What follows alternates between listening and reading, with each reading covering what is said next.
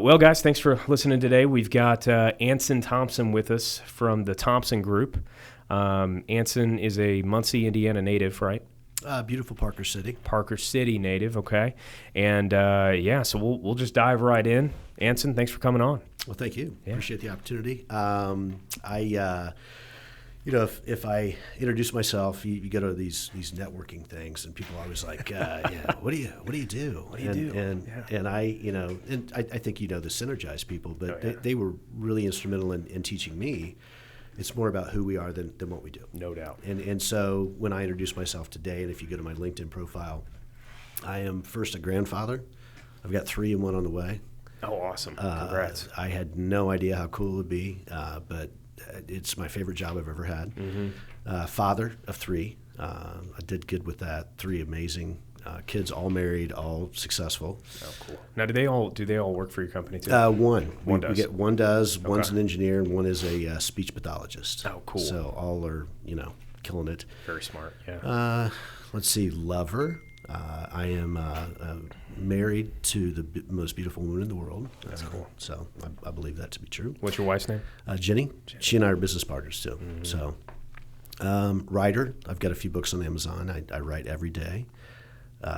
And teacher. I've had a teaching company for a while, which I kind of shut down. I put on hold because we did a deal with our company, which I'll talk about as well. But I grew up in beautiful Parker City, Indiana, a town of 1,300 people. Went to Ball State University, undergrad, insurance, graduate in communications. My father had a very small independent insurance agency in beautiful Parker City, Indiana.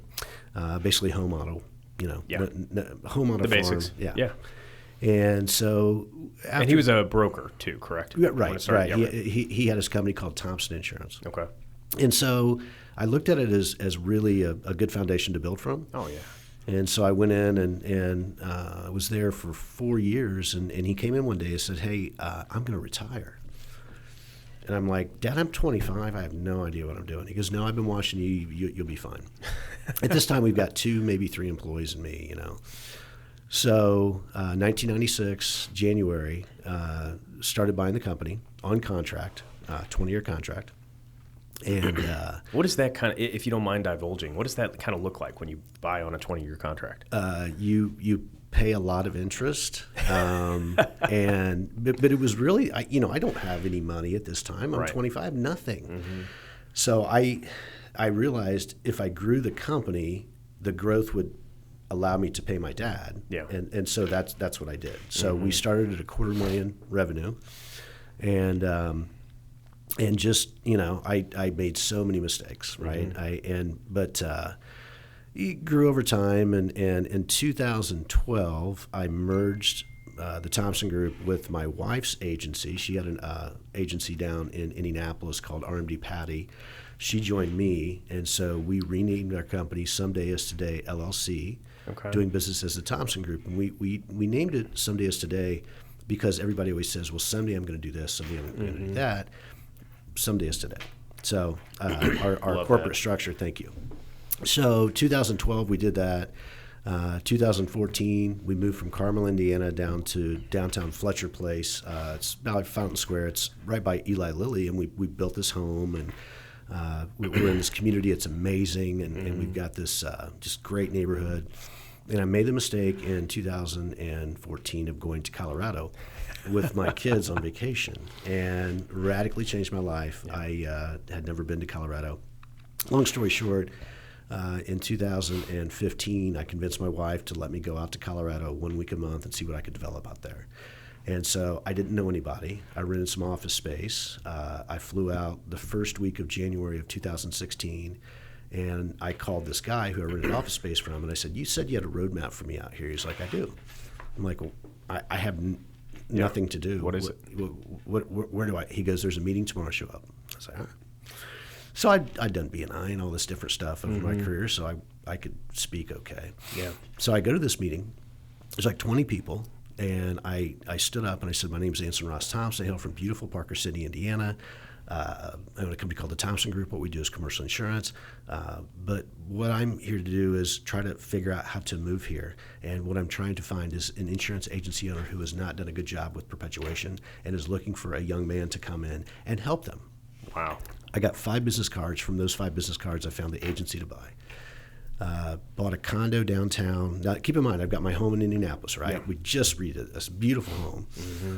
So, okay, we got a condo downtown Denver. That was in October of 16. Closed on the agency May of 17. And for 4 years, up until COVID, we were flying 1 week Indy, 1 week Denver. For 4 years, every week we were on a plane. Because that, at the time, prior to COVID, was what we thought we had to do to continue developing the Indiana business, but also grow Colorado. Yeah.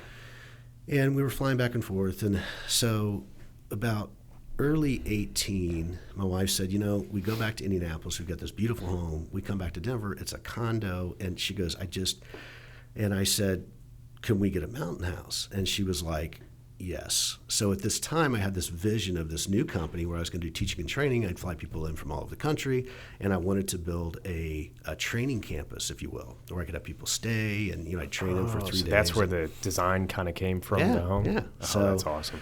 So anyway, long story short, we bought a mountain home. I can see 180 miles from my deck. It is just, it's my dream home, and I love it. And so COVID hits, and we had to make a decision if we're going to stay in Indy or we're going to go to Colorado. Yeah. And we shut the offices down on Friday. We jumped on a plane Saturday.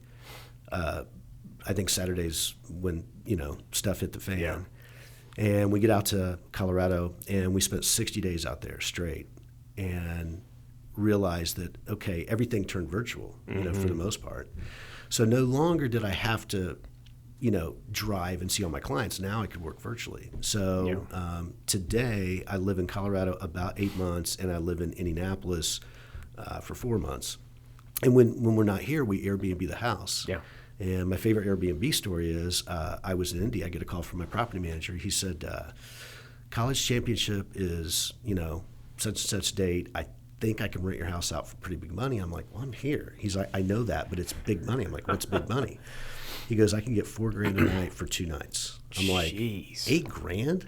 So I call my neighbor. I'm like, Rick, can I stay with you for a couple days? He's like, yeah. I go, can I bring my pup? Yeah. So my wife and I and our puppy went over and hung out with Rick. We did buy their dinner a couple nights, right? Because that's what you do. Yeah. And but I was able to. They didn't know who I was, but I'm walking the dog by the house. I'm like, hey, how you doing? Hey, what's going on? So, but that was fun. But so when we're not in Indiana, we do Airbnb it, and we've never had an issue. We've got a great property manager, and it's a nice house, and so that works out well. But do you ever Airbnb your Colorado home? Never. Okay. No, so that's the dream. Like you're not. That's yours. Right. It's mine, and it's just from a liability standpoint. I mean, people can fall off the deck, and it's 25 feet, which I did that one time. But anyway, that's you fell off the deck? I did, yeah. But recovered really quickly. I should be dead. Yeah. But 25 feet. 25 feet, broke a couple ribs, a couple vertebrae, and was in the hospital for 2 days, and then within 30 days moved my daughter from Indiana out to Colorado. Mm-hmm. So my body recovered very quickly, and so anyway, very fortunate. How'd you fall? I was grilling, and I jumped up to sit on the rail and just flipped back, got concussed. Gosh. So yeah. So you don't sit up on the railing anymore? Haven't tried it again. It wasn't a good move, and my wife had some friends from high school, and so we'd been drinking a little bit of wine. So that, there was a little bit of intoxication. Yeah. But anyway, so that's not the only reason. But that is my wife and I's sanctuary, and we just it's an amazing space. You got to have a place like that. Yeah, that's untouched by anybody else. It's yours. Yeah, that's cool. So Airbnb is another one of your businesses then, essentially. Yeah, so I've got the Airbnb, I've got the Thompson Group, and then I've got another real estate company called Simpleton. And I didn't know that. Yeah, I started buying commercial real estate about 20 years ago. Okay. And so it's very, very cash flow positive. Mm-hmm.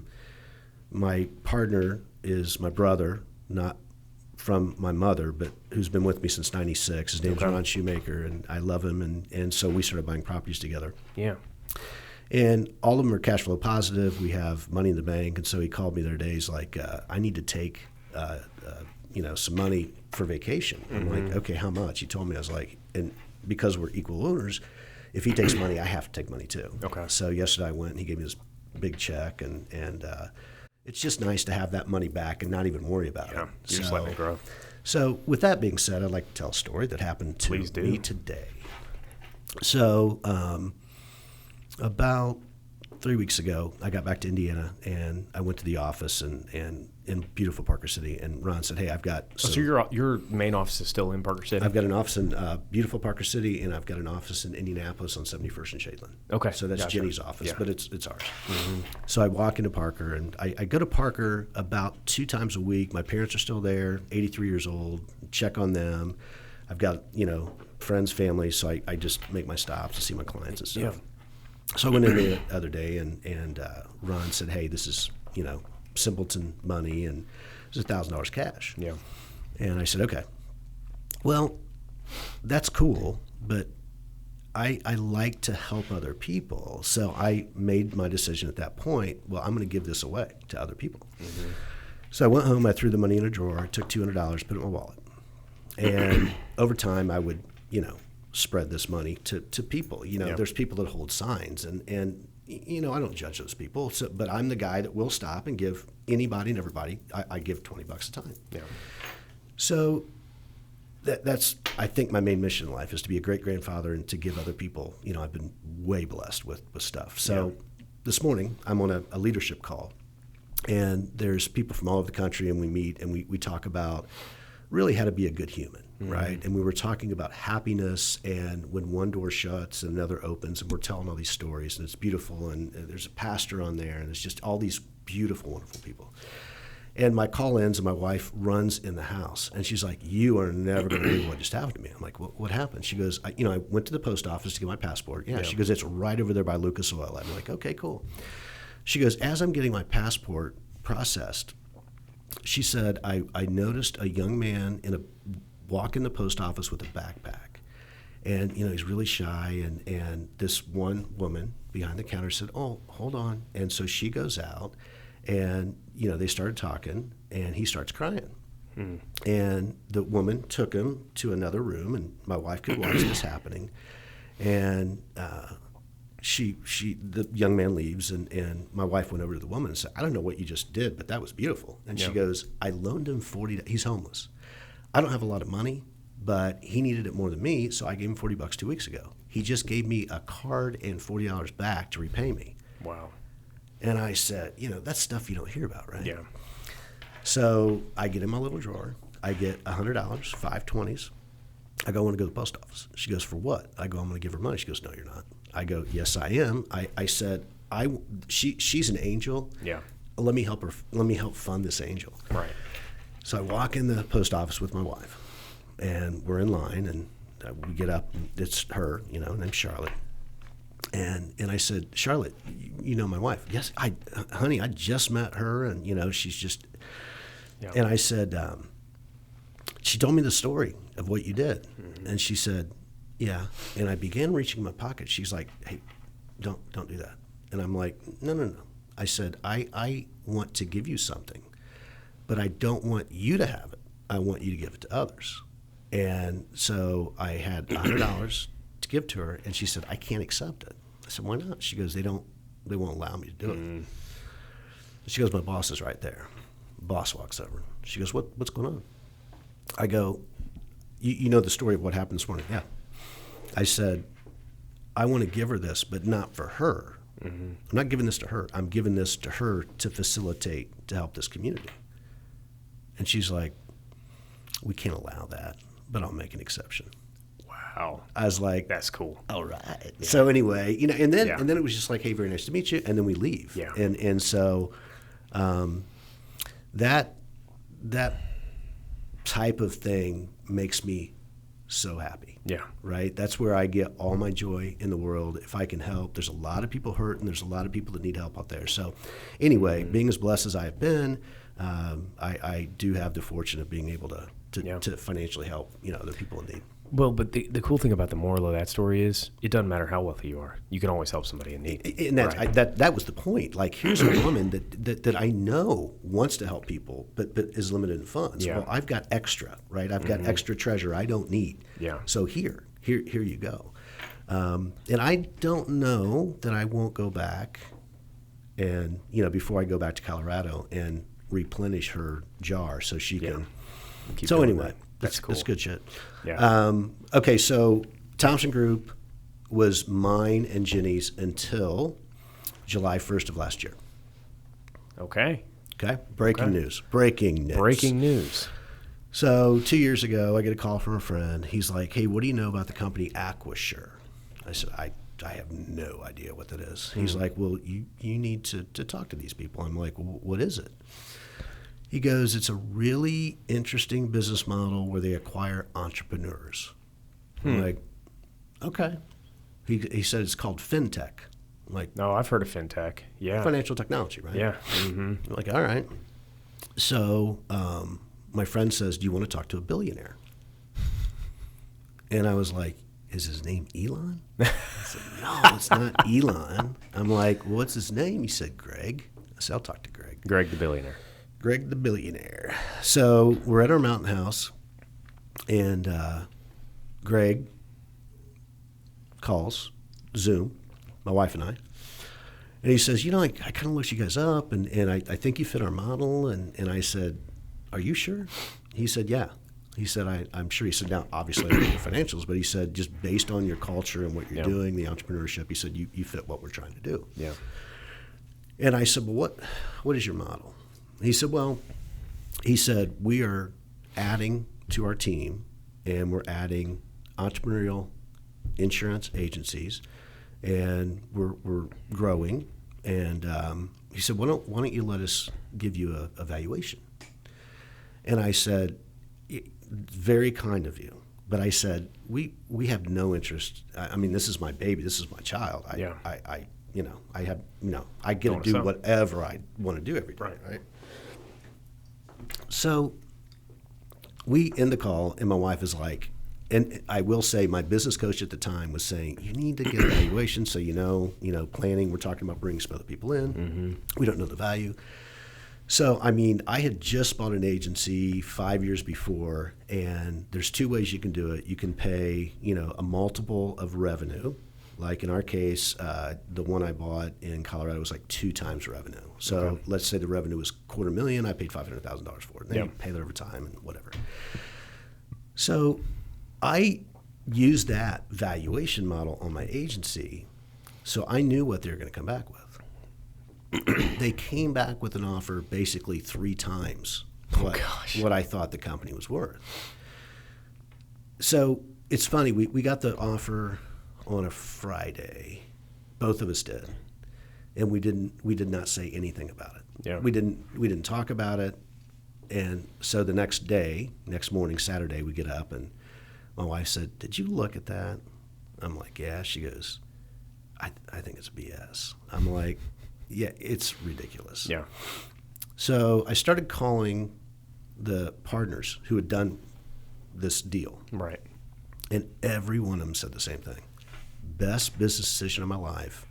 They take off your plate what you don't want to do. The resources they have are unbelievable. And time again, I keep hearing that this is, if you don't do this, you're making a huge mistake. Yeah. We took 18 months and made the decision. And you thought on this for 18 months? Yeah. Wow. Yeah.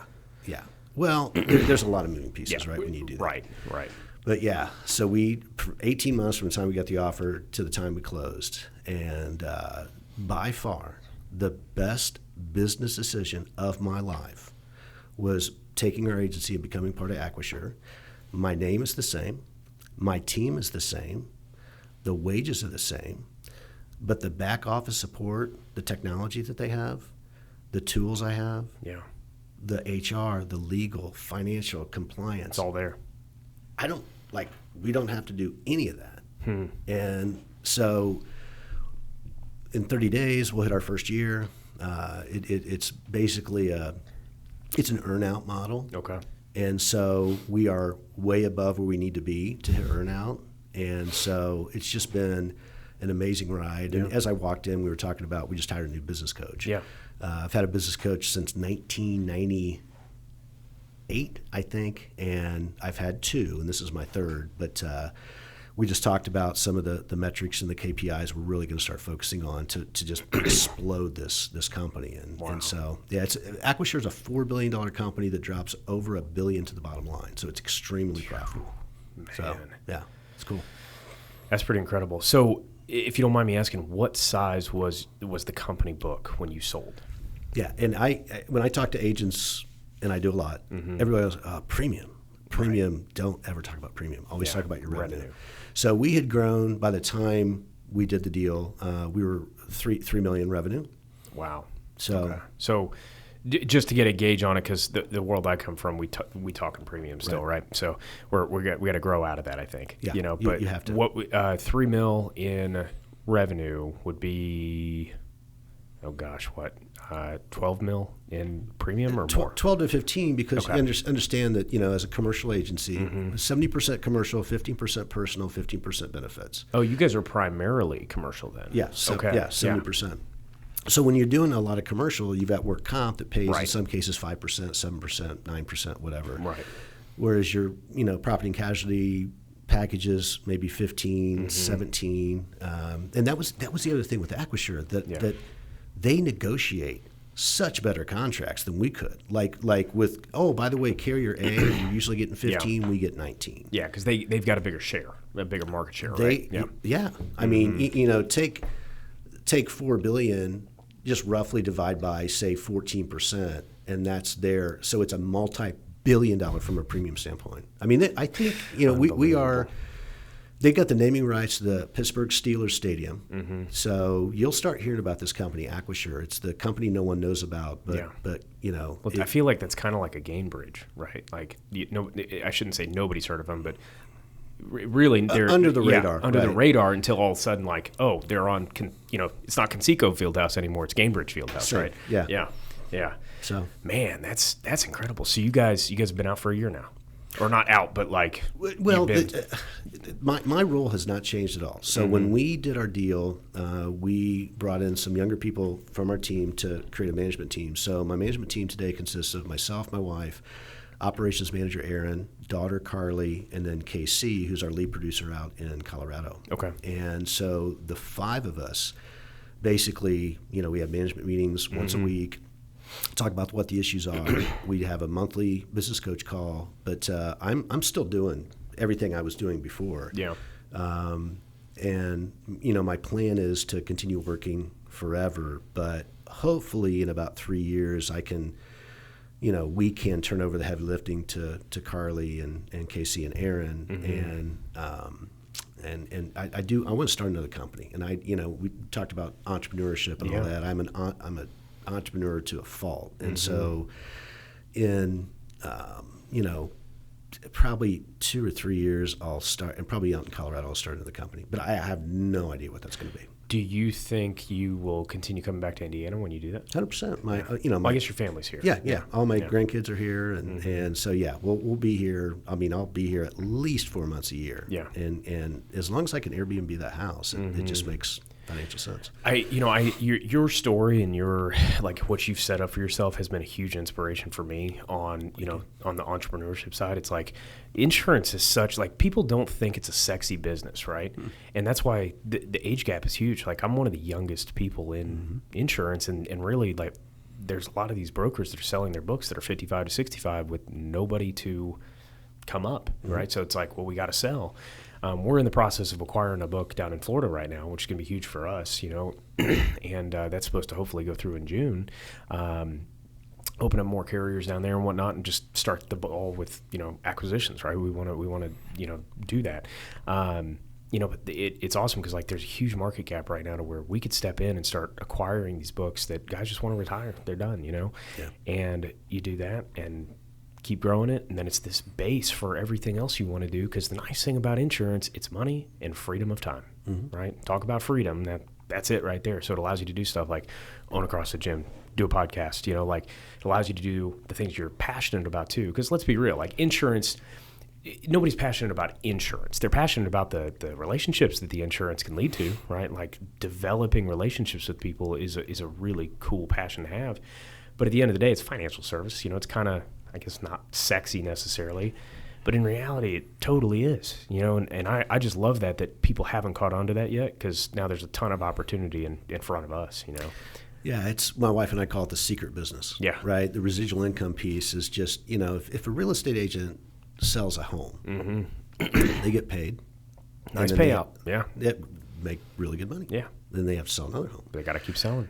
If I sell a commercial account that's $250,000 in premium, take that times, let's just say $25,000 revenue. Yeah. As long as I treat that client well, which then you talk about how do you build a successful service team, right? But which we've done. So if you have this kick-ass service team, they don't really want to leave, because my clients get called just like your clients do, every day. Hey, are you happy with your broker? Are you, you want to, and I love, we can save you money. Yeah. And my clients are always like, man, when I talked to my guy, he told me he was going to charge me more, but he was going to give me more stuff, value added. Yeah. And so when we bring a client in, it's not about price. I'm not going in going, hey, I saved you 10%. That's right. The opposite. It can't be, because if they come to you because you can save them money, they're going to leave because somebody else can save them money. Exactly. Yeah. And there are clients out there that want that, and those aren't the right. Like we have decided those aren't the right clients for us. Right. If you're not going to give us a chance to educate you and explain why this is more, you're not the right client, and that's okay, But at the end of the day, more value for what you're getting, what you're paying. Yeah, we're not for everybody, and I think two things: the choosier we can be with the clients we take on, the more picky we can be, and when a client begins behaving badly, terminating that relationship as soon as you can. Yeah. I think those are the two big lessons I've learned in 30 years of doing this. That's huge. Well, and the sooner you can get to that mindset too, the better off you're going to be, right? And that doesn't mean you have to get to a certain size in your book before if you can do that with $0 in premium, you're going to be in a good spot when you finally do get to $2 or $3, $4 million in premium, Yeah, but there's two mindsets. There's abundance mindset, which there's 7 billion people, whatever, on the earth, and then you got the scarcity, where the scarcity mindset would be like, okay, I live in Westfield, Indiana. My community is this big, and so I've always had that abundance mindset where, my agency was in Parker City, but real quick I figured out I could drive to Indianapolis and sell stuff, and so that's what really launched our agency from Little Parker City when I started doing business in Indy, and then I was like, well, what about Colorado? What about, so now we're in. I've got a client.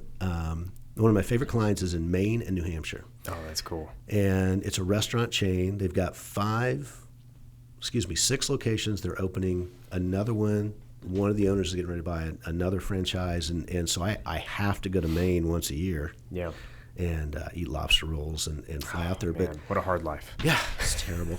but yeah, man, it's just there's so much opportunity out there. And if you focus on the quality relationships out there, then those people will refer you, and so that's what it's all about. And as we've been growing from scratch, one of the things that I've used from my past was cold calling, right? And I found pretty quickly, they work, but not as efficiently. And, a lot of times those clients aren't going to be as sticky, or you're going to put a lot of work in. You're going to follow up because they don't care. And then finally, when they get around to it 3, 4, 5 months later, then maybe they'll switch. Most of the time they don't.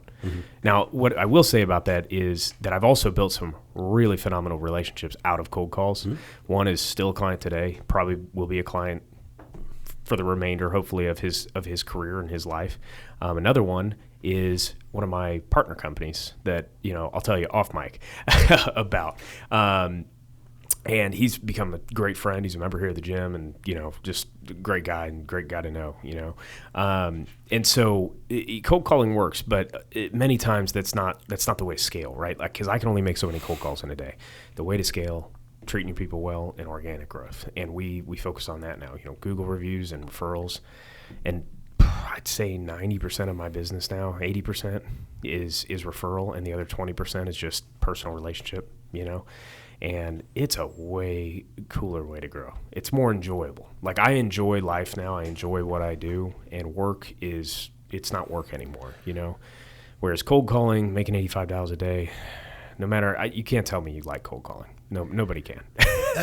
I'm not going to tell you I like it, but I teach it. Yeah. And it's a good way to start. And I still, man, if I see, if I drive by a business, I'll walk in. Yeah. I mean, I don't. Oh, yeah. I mean, I just walk in. I'm like, hey, who makes the commercial insurance decision? Oh, that's Rob. Rob here, maybe, maybe not. But I mean, I don't need to do that. Yeah. I really don't need to do that. But I enjoy it. Yeah.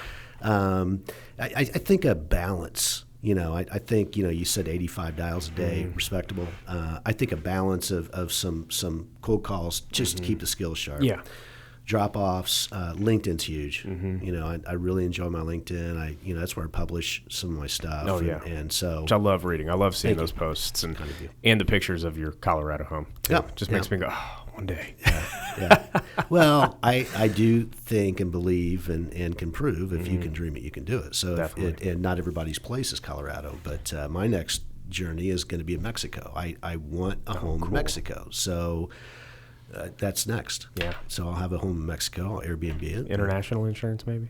I don't worry about that when I get down there. But yeah. But we, actually with Aquasure, we can do things in any country in the world. Really? Yeah, we're an international company. Yeah, it's crazy. That's incredible. Yeah. Well, either that or get into the cartels, something like that, right? Yeah. Well, that's an option. That's an option. Maybe a little more risky, but without risk, or what is it? No risk, no reward kind of deal. Good idea.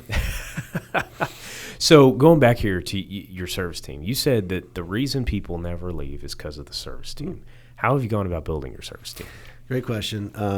So early in my career, I understood that I was really good at I could speak, I could write, and I could sell stuff.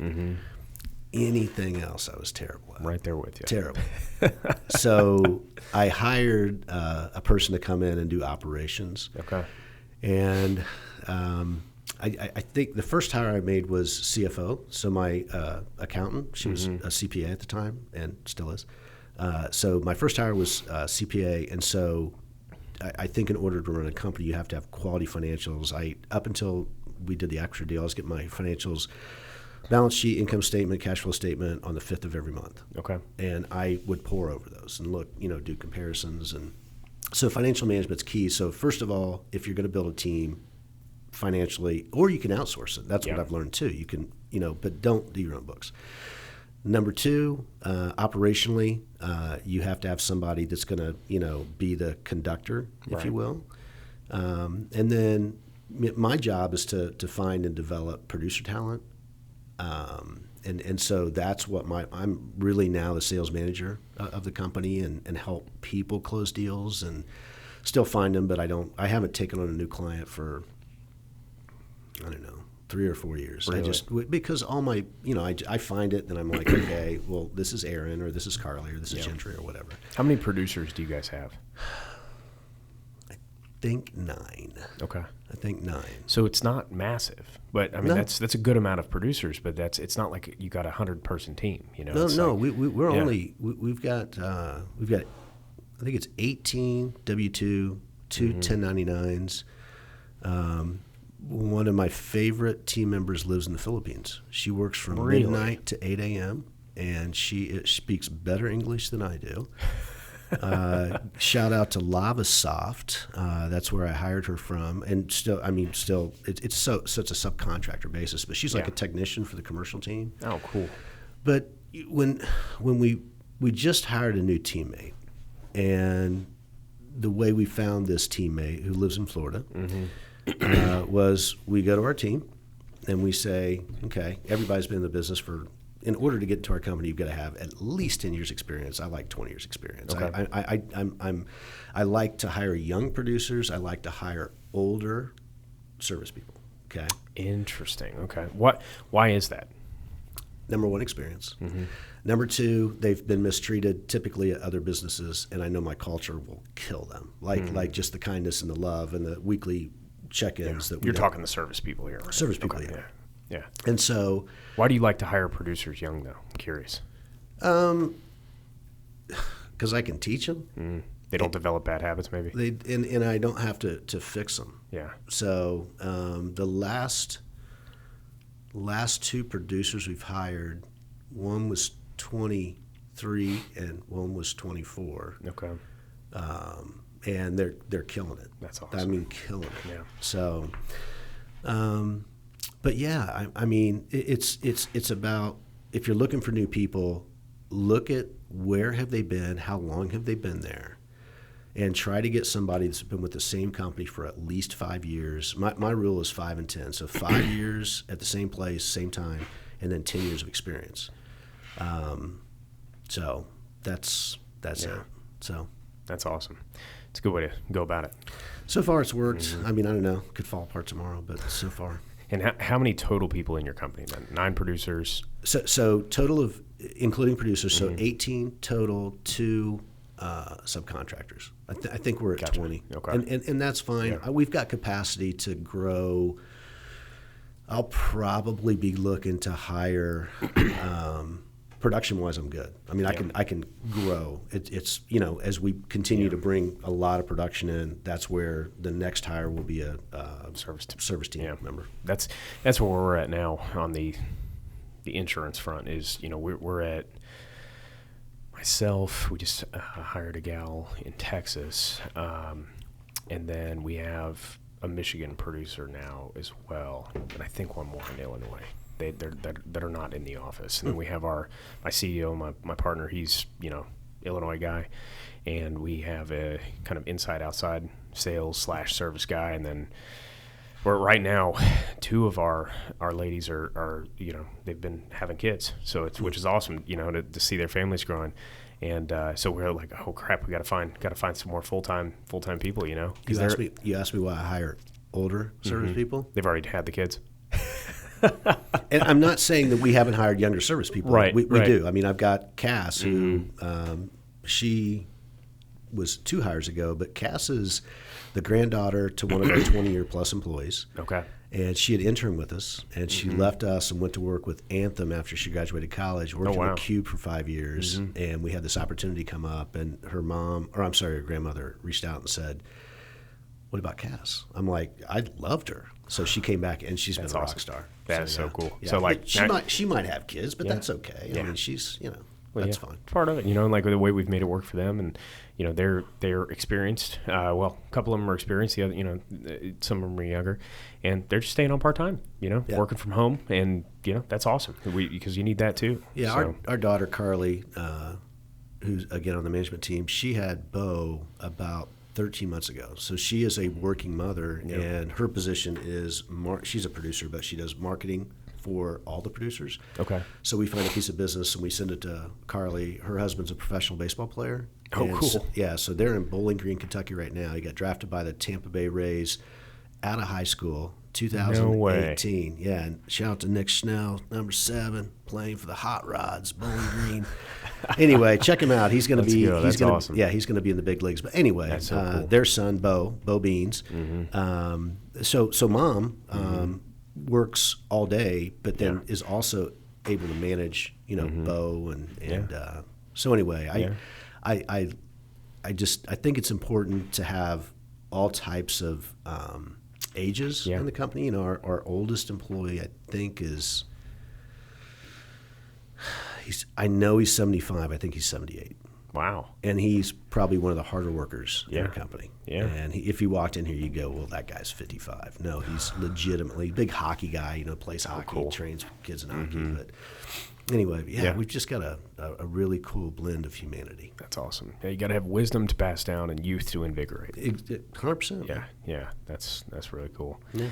So, okay, back to like you wanting to start a company in 3 years.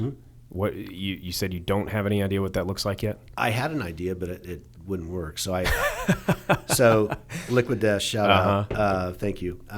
So when I'm in Indianapolis, I only drink Liquid Death because do you really? I don't trust the tap water here. So no disrespect to Indianapolis water. It's crap. It's not great. It's crap. I'll disrespect it. My mountain water is like legit. Yeah. Well, you could almost drink it from the stream. Like when we were in Montana, we just filled up our jugs in the stream. You know, you get high enough. Yeah. Yeah. So, and I've got, I had Liquid Death at my mountain house that I brought from Indy, and I took a drink and I was like, wait a minute. So I took my mountain water and I was like, that's better than that. So I called a large brewery out there who I knew. And I said, Michelle, I said, can you clone water? She says, what do you mean? I said, I need to replicate my flavor profile from my water. She goes, we do that all the time because we have to have a consistency with the water we use for our beer. I'm like, okay. I said, here's what I want to do. I want to make Anson water. Peace water. Make up a name. I said I want to make Anson water. I want to make Anson water. I want to. Would Peace water have something else in it? Maybe you never know. So I do live in Colorado, brother. Hey, let's go. So I said, I explained Liquid Death, what it was, and I said I want 12-ounce cans, and I said I want them to be very artistic, and I think that a 12-ounce can of water would be a good addition to the market. Oh yeah. And so my wife and I went to the brewery and took water samples, and they replicated it. And the first discussion we had, they said, we think we can do this for $130K. I was like, I'll buy the equipment, no problem. And then you guys can use the equipment, pay me whatever. I don't care. I just want this product. And I just envisioned, there's a lot of universities out there. Deion Sanders went to CU, so Boulder. So I envisioned myself later in life standing out on a corner handing out my water. Kids go back to wherever, Ohio, and be like, man, I got this water out there, and use the college kids as a distribution system to get my water out there. So anyway, I had I had this business plan, and so they did the calculations on all the equipment they'd have to buy to produce this water. And she calls me, or she sent me an email. She's like, ugh, not cool. She said, I know we talked about 130. She said, we have to have this one piece of equipment. It's X amount. So it was like $650 or $700 to do this. Yeah, a little rough. I was like, I don't want to do that now. Yeah. So that was like a working idea for about a year. See, I think that could be like a huge money. I mean, look at Liquid Death. Like they've literally canned water and put cool skulls on it, make it look like a tall boy, and people are buying it left and right. You go to a concert, you pay $6 for the damn can. And how cool is it that now, when kids go to a concert, they don't have to have a beer, right? They can have. Yeah. I mean, I don't know. I just love. I've bought everything they've made. Like they have all these flavors. Oh, they're great too. Yeah. The lemon lime or the lime one, my favorite. Yeah. Yeah. We keep them in the gym. We've got the regular water, the sparkling water, and then the lime. Okay. And I haven't tried I need to get the teas, the Arnie Palm or. Whatever that one is. I haven't tried that yet. I haven't tried, but they came out with I don't know when they released all the like I got the sparkling, and then they released flavors, and I bought them all. Yeah. And there's not a bad one. This is my favorite though. I just like the still. Just the plain water. Yeah. Yeah, love it. I think you need to pursue that. I think you just got to find a company that already has this machinery. Possibly. Yeah. Possibly. And Jenny and I were just having lunch with some friends, and she shared, they were like, how's the water coming? And she was like, she goes, we're not done with it, but it's on pause. My focus right now is running my company to the maximum amount of profit I can find, just EBITDA based. I mean, just driving that. So I'm trying not to get distracted. Yeah. So I don't. I mean, now is the time to imagine and think about. Put them on the idea board. Right? Yeah. But so I won't take any action. It would not be fair to my company. I work for a company, but I don't have a boss or anything. They let me run my own deal, thankfully. Yeah. But yeah, I don't know, man. I keep thinking there's going to be a new technology that comes out. I mean, you hear about ChatGPT and all the different AI tools. So I think there's going to be something that I can harness and then do something. So that the first person, well, and I'm sure there already have been people that have harnessed the AI program and been able to monetize it. Like first person who really figures out how to scale that and monetize AI, they'll be the next billionaires. We use it. Like Aquashirt uses it already. Yeah, they're already using it and trying to develop tools, and I know we use AI. I don't know to what extent, but I was at a company meeting and they were talking about on smaller accounts, business owners policies, small business stuff, that they are pretty sure that they can AI that account. So producer finds it, or they do it they log in and just sign up with Acquisure. Interesting. That they can have AI manage the entire process. Now, oh, wow. Would the AI manage the service side too then?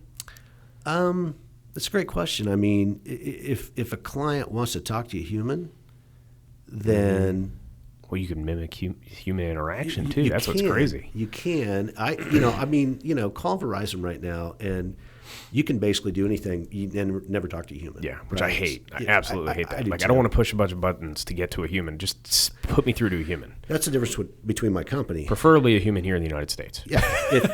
If you call my company 24/7, 365, a human being, no matter what time it is, once really 24/7. 24/7. Wow. Oh, because you have your gal in the Philippines who can. Nope. Really? No. So we use a company called Smith AI. Okay. Smith Artificial Intelligence. Yeah.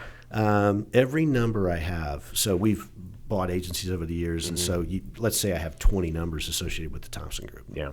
All numbers go to Smith AI. So you call my company right now, and they'll say, it's a great day at the Thompson Group. Well, it's in Carolina, I think. And they, hey, this is Bob. I need to speak with Ron. Okay. Personal lines client? Mm-hmm. Do you know your policy number? I don't. Do you know the first three letters? Yeah, CWP. Okay. She knows, or Smith AI knows where that call will be routed. Okay. People call and say, I need to speak with Anson. Okay, no problem at all. They ring my cell phone. They say, hey, this is Kelly from Smith AI. I've got Bob Jenkins from, Staffing Services LLC. He's a client of mine. Okay, pass him through. It helps me weed out my sales calls, right? I'm a sales guy, but I don't take sales calls anymore. I always say, hey, let him.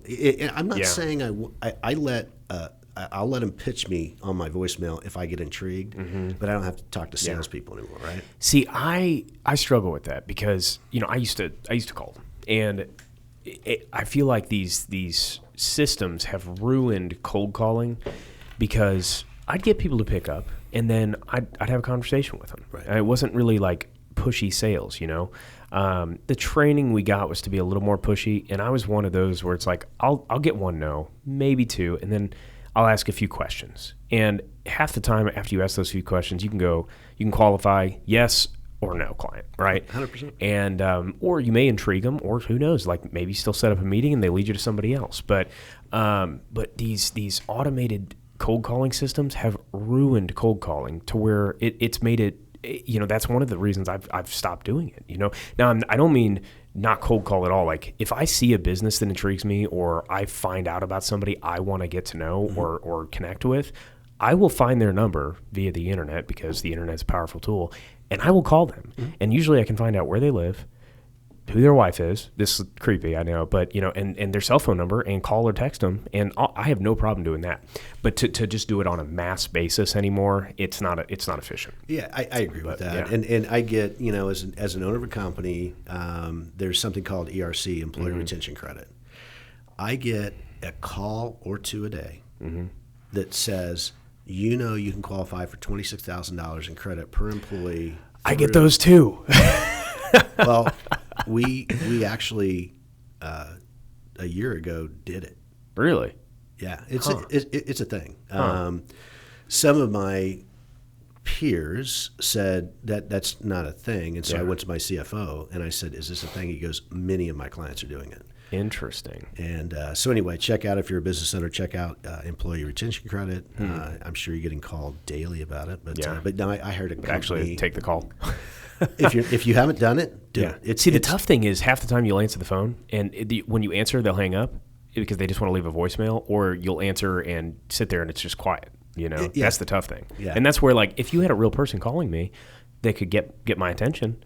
Then Spectrum one time did that, and bad experience. I won't blame it on the sales guy, but like if somebody catches my attention, I'll hear them out, and I'll give them a chance because I've been there, But then when you get somebody bad on the other line, you're like, just stop.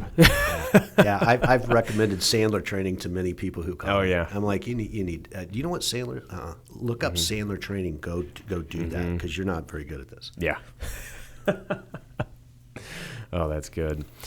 Well, I want to be respectful of your time. I know you guys have a busy schedule while you're here in Indy because you don't have a ton of time here. But I got a few more questions for you. Sure. For young entrepreneurs, what's a number one piece of advice you give them? Get up at 5 o'clock every day. Now, why is that? Because if you get up at 5 o'clock, you get 2 hours on everybody else. Most people get up at 6 or 7 o'clock, and in those 2 hours, you can get your work done and then be free to go out and do business development the rest of the day. You're a workout guy, right? Yeah. I think getting up at 5, exercising daily if you can, taking care of your body, meditating, I think is important. Praying, I have no problem with that. I think that's a cool thing. The older I get, I just said this the other day, the older I get, the more I understand prayer actually works. I went through a period of time where I was like, I don't think that stuff works. Well, when your parents begin aging and your friends begin getting sick and family, and you can speak to something bigger than yourself, and then you see this improvement, you're like, I know it's not just me, but so anyway, that time and time again. Yeah, having a connection with something bigger than yourself, I think too is important as a young person, and just Oscar Wilde. My favorite quote of all time is "Be yourself, everybody else is taken." How do you do that? That's tough, especially with all the influencers out there pushing their agendas, the charlatans that are preaching their way, and how do you do that? So I used to look like an insurance agent should look. I wore a suit, and my dad was really old school in that, and so. Speaking of that, I hate to cut you off here. My brother was just talking to me the other day. He grew up in Muncie. Yeah. He's like, "Wait, you're meeting with Anson Thompson?" He's like, "I think I've heard his name before." He's like, I said, "Yeah, he owns Thompson Group Insurance." He's like, "Did they have billboards up around Muncie that they all looked super sharp?" He was like, "They almost looked too sharp." Well, we've had multiple billboards, but the ones that people always want to talk about is when I put my mom and dad naked up on the way. Yeah, we did nakedinsurance.net. Happy to share that story hilarious. Too. But yeah, that was. But talking about how do you be yourself? Yeah. I think that. And is this video? Are we videotaping? Yeah, we are videotaping. Okay, yeah. okay. So people who watch this will see I probably don't look like your average insurance professional, and I do that for a reason. So I looked like that guy for a long time, and I played the role. And one day I realized, and really I think a lot of it had to do with my divorce. I went through a divorce, and don't get divorced. That's another tip I would give. Horrific. Thankfully, my ex-wife and I are on amazing terms. Good. I found another love of my life. But anyway, don't do that. But after my divorce, I was really trying to determine, okay, well, what's next, right? I just, this failed, and I'm a failure, and all this stuff. And I thought, well, I've always wanted to be a little bit different. And so, I grew my hair out a little bit and began wearing not that this is important, but just I started not dressing as maybe one should as a professional, meaning sport coat, T-shirt, jeans before you could wear jeans, and just really being relaxed about what I was doing. And somebody asked, especially when I went to Colorado, what's your when you're not supposed to do what you're doing. And I said, listen, I want to be the agent. I want to be the insurance professional that's on stage with 99 others. And I wrote a book called The Rule of 8%. Completely made this up. But I think that in a room, if there's 100 people on the stage, 8% are going to be gravitating to various people. And I'm not for everybody. I know that, right? Yeah. I know that. When you can accept that too, I think it sets you apart. Yeah. And so I know that if people meet me, and if given an opportunity to have a conversation, I can connect with those with similar values. Happens every day. Happens every day. I meet new people. I just met a guy right before I came in, man. Andy's his name. He's a real estate guy. Got 7 kids. Wow. But just had a beautiful conversation with this guy. So anyway, I think you need to really find out who you are and not try to fit the mold of who you're supposed to be, and then the universe will reward you with putting people in your universe. Example, the meeting in Colorado, first meeting I went to, 5 business cards. One of those business cards was the business coach I hired when I got there. He found the agency for me. The idea that I would have met him in the very first meeting and then joined his peer group, and just recently he retired, so that's why I got the new business coach, but had him mentor me from 2016 all the way to 2023. So I don't know. And I had this, I want to live in Colorado. I want to start another company. I want to still live in Indianapolis, but I just, if you can think about it, if you I wrote this morning that if you are not happy, then why aren't you happy? And remove those things that aren't making you happy. I mean, I'm the happiest dude you're going to meet today. I promise you. I can do anything I want right now. I can do anything. I get to get up. If I want to go work out, I can work out. I want to take my dog for a walk, I can hang out. If I want to take a nap, I can take a nap. The key to be successful is answer your mother hunkin' phone. If your phone rings, and it's not a sales guy, right? Pick it up. Pick it up. And the 24/7, I answer the phone after 5 o'clock. Yeah. So I get the after hours calls, and they call me. Now, like if it's a Sunday afternoon and somebody calls me on a billing issue, I'll be like, the offices really are closed. I handle claims on the weekends.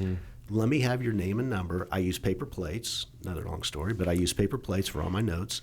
And so I write their name, cell phone, and then, maybe a quick note, vehicle change, billing question, whatever. And I take a picture of that, and then I shoot that to my service team. Okay. And then they know on Monday morning they're going to call Jimmy. Are you offering it up on a plate? Is that what I offer it up on a plate. I love that. The paper plates came this way. For 6 months, we rented a place where the Denver Broncos play, and we were I was a minority in this neighborhood. I mean, it was culturally amazing, but I was like one of the only guys that looked like me, right? Which I thought was cool, you know. So, but there was a lake called Sloan's Lake that was about 2 miles away, and my wife and I would about every day get up because we're new there, right? I mean, I have my Indiana clients, but I don't have anything going on out there, and we would walk. And we would go down to Sloan's Lake, and as we would walk the mile or two around the lake, we would take notes. And early on, we realized paper wasn't going to do it, so we started using paper plates. So if you go to my house right now, in our kitchen, there's about 4 paper plates with notes all over them. And when I walk into meetings, hilarious. I might have a paper plate. We closed the deal. I should say this. Our offer for the agency in Colorado was on a paper plate. The guy was like, "What the hell is this?" I'm like, "This is our offer." He's like, "Offering it to you on a plate." I've never seen this before. I'm like, "Well, it's So anyway, that's hilarious. There's a lot of uniqueness there to the Thompsons. I'd say so. Yeah. So what's the number one book you'd recommend? Atlas Shrugged. Atlas Shrugged. I've heard that. What's the gist of that? Just quick. Yeah. Objectivism. Okay. It's set in the 20s, I think, and it's about the individual. Ayn Rand, Ayn is the author. Okay. Young Kids Find Her. Fountainhead's another book she wrote. But it's all about how the individual can take ownership of their life and succeed and know that the government at some point is going to try to come in and mess with you. Just know that. Yeah. And when they do that, power through it. Who is John Galt is the first line of the book is Who is John Galt? And it goes from there. And those of us that share that sometimes, it's like a secret club. The guy I just had lunch with just finished the book for the first time in his life. Cool. Jeremy's 50, 50. Okay. And he just finished it. But if I was to recommend a book, I to love get that one. Tim Ferriss's books. I like Tim's work. Which, just all of them? Or? Yeah, 4 Hour Work Week. I mean, a good one. that had a really impact. Good to Great, Jim Collins, I think is good. My mom was a librarian, so big reader. I grew up reading. I never was a big reader until I got into business and sales, and then I started reading all the time. And, I always have to have a book going. Now, there may be times where I'm only reading 5 minutes, 10 minutes every other day, but, I try to read 15, 20 minutes consistently a day, and it just keeps your mind open, keeps you growing, keeps you learning. Tim Ferriss's book, Tools of Titans, you ever read that one? Yeah. A great book, too. That was like one of my first ones, kind of teaching me like how to be disciplined, how to lay out your day, as an entrepreneur or sales guy, or when your time is your own. Yeah. It's Tim's great. We listen to when we drive back to Colorado and back to Indiana, we do 3 6-hour stints. Right? Okay. So it's 18 hours, whatever. So we listen to Audible books. And this trip back to Indiana, we listened to Joey Diaz, comedian, his book Tremendous. And if you want to, I wouldn't read it. Yeah. I would listen to it because Joey. He reads it. Yeah. And it's just his life story, and that's cool. It's amazing. So that's a fun. That's not business wise, but there's something else called Blinkist, Blinkist, and what Blinkist does, it consolidates all business books down into blinks, and so you can listen to a business book in 20 minutes and get all the keys, or you can read it in 20 minutes. So if you're reading, you can literally read a business book every day the rest of your life by using Blinkist. It's like $100 a year for this app. I use it all the time. Blinkist. Because people will be like, "Oh, you got to read this book," and it'll just give you the gist of the book. Gives you just the book. Yeah. It's like the 5 main concepts are this. Jeremy just told me about another book. I'm not going to say it because I can't remember what he said. But anyway, I said, I downloaded that. I said, I looked at that the other day. I'm not going to get my phone out and find it. But anyway, I think reading, I think podcasts are great, right? There's so many. Yeah. There's a lot of trash out there, too, though. You have to be discerning of what you listen to. Yeah. Of course. Yeah. I think that you have to use critical thinking skills when you're listening to something or reading something, because there is some bullshit out there, right? For sure. But it doesn't mean you can't learn from somebody even you don't agree with. You can, like Tim Ferriss. His podcasts were some, incredible inspiration to me when I was at Tom James. I had so much windshield time driving around to see clients. One of my clients was out in Osgood, Indiana. Jerry Vollmer, shout out. He owns Voldeco Insurance.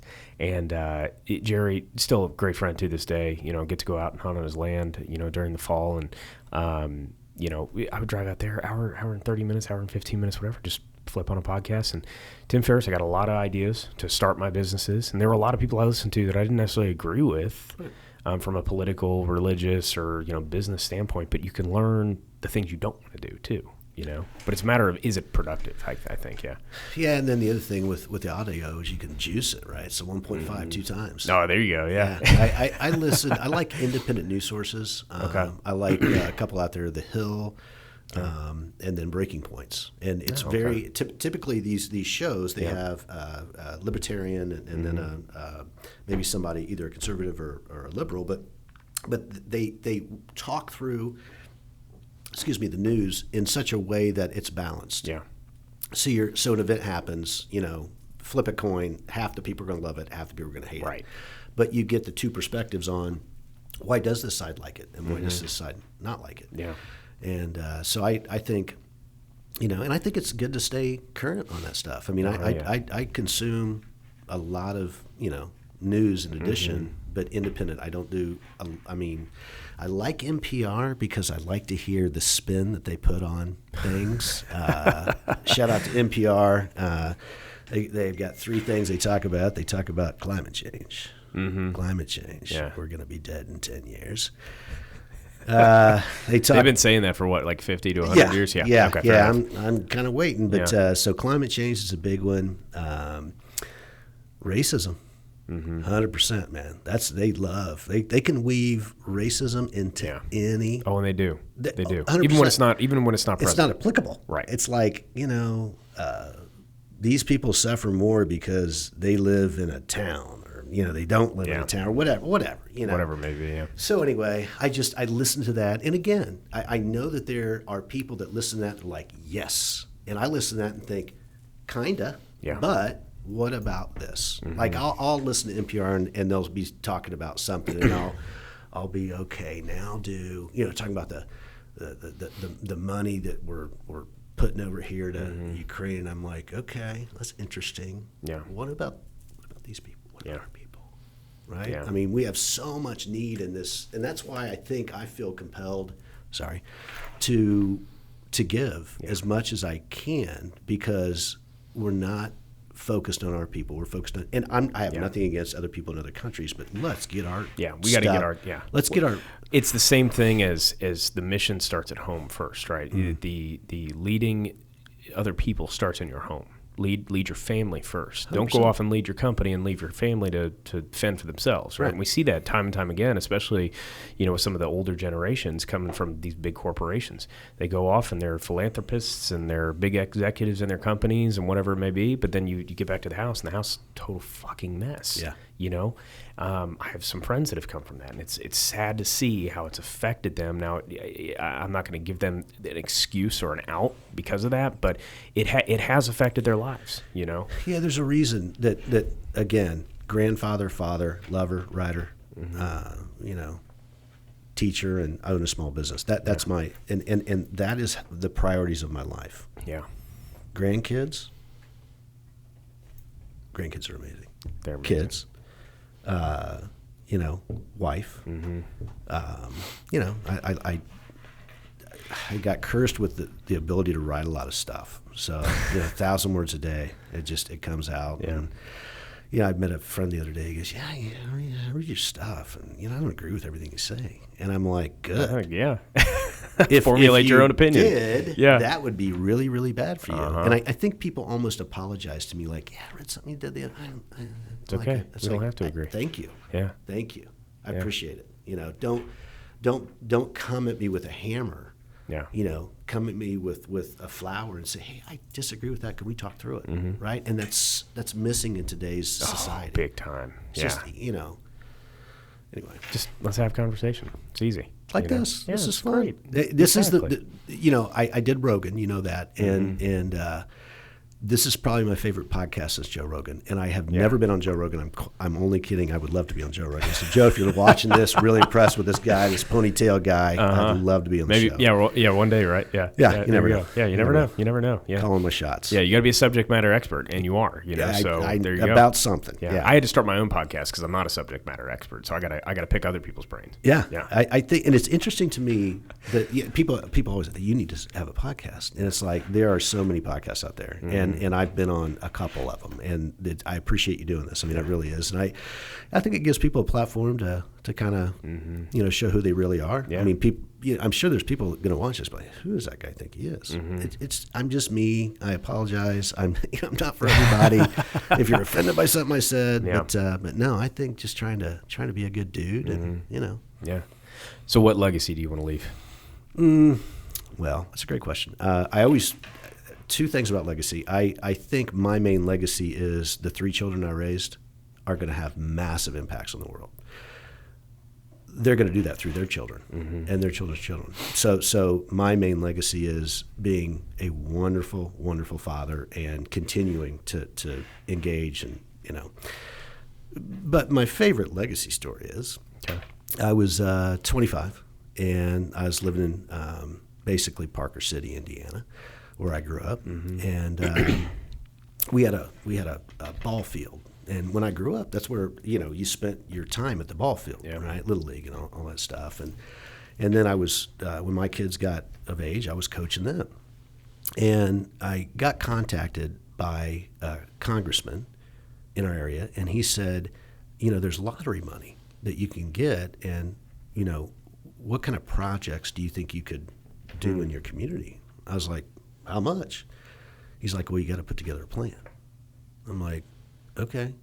So I went and found a couple people in the community, and I set them down. I said, hey, we can get some money, and then why don't we invest in our Little League park? Yeah. And so I went to the office one Saturday, Sunday, and put together a PowerPoint, okay, about this project that we were going to do 3 phases over a 3-year period, and we were going to transform this Little League park into this cool thing. Right? Yeah. So we were going to add another ball field and put a T-ball field in, and I made all this up, right? Yeah. Made it up. And I had all my people look at it, and they were like, okay, that's cool. Yeah, that'd be great if we could do it, but we're not going to do it. Submit it. The town board president caught wind of it, and they called him and said, hey, we're going to award this money such and such day, and it would be nice if you could be there because you're going to get the money. Wow. And so I go with the town board president. We go down to the State House, and they make the announcement, and we ended up getting $105,000. A lot for some T-ball fields. Yeah, it was paid $35,000 per year over 3 years, so whatever that math is, Yeah. I think that's right. So first year, we planted massive amounts of trees, and I'm not talking saplings. I'm talking big trees. Big trees. We added a ball field. We really upgraded the little T-ball field. Put a fence around it, and to get to my mom and dad's house, I have to drive down Highway 32 and turn right on Main Street, and to my left is that ballpark. And every time I drive by there, I see this amazing park, and I didn't do it, but I had a really strong hand in making it happen. And it's funny. I'm on a leadership call every Friday. I think I mentioned this before, maybe we were talking about it, but one of the men on that call was one of the guys that helped me put those trees in. He's still a friend. He lives in Modoc, Indiana. His name is Ed Formanek. He's one of the most greatest guys in the world. I love him. But anyway, That's cool. So that, and I think as young people, we have the energy to do that. Yeah. And so look at your community. I think community is so important, and we need to focus on, I now have a couple communities. I've got Fletcher Place. I've got my Conifer. The people around us, right? Yeah. It's not international necessarily. It's the people around us where we're at. Yeah, make the impact locally. Be present. Yeah. That's awesome. Well, this has been a great conversation. Where can people find you at? LinkedIn is probably the best. LinkedIn, I don't do Instagram or anything. I publish my stuff on LinkedIn, Facebook, Substack. Okay. I think Twitter. I think I'm on Twitter, but I do Twitter, LinkedIn, Facebook, and then Substack. Okay. And my Substack is it's called Word Soup. Word Soup. Okay. Word Soup. Yeah. So, and then my books you can find on Amazon if you type in Anson Thompson. So. And then website. Yeah, thethompsongroup.net. Cool. TheThompsonGroup.net. Mission statement: find the pain, heal the pain, show the love. Oh, I love it. So, corporate vehicles, a 1970 VW bus wrapped in tie-dye. I dig it. Yeah. Peace Water. Peace I think Water. that needs to be your logo for the water business, in the future. I just, there was so many cool things I could have done with that. And as you said, it's not done, but just the path I was going was not going to make it. So, hey, man, thanks for doing this. I really appreciate it. Thanks for coming on today. It's been great. All right. Cheers.